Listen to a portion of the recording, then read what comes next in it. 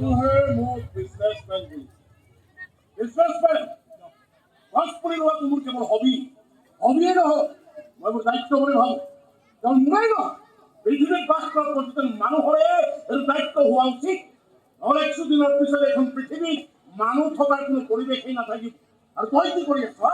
গছ কাটি নিজৰ পেট ভৰাই আছ। গছ কটাটোৱে তোৰ হৈছে কৰ্ম।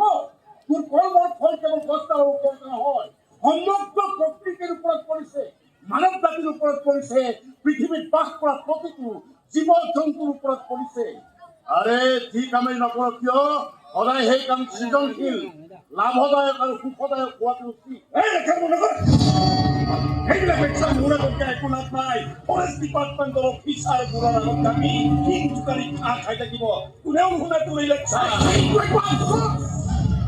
আফচোচ সেইটোৱেই।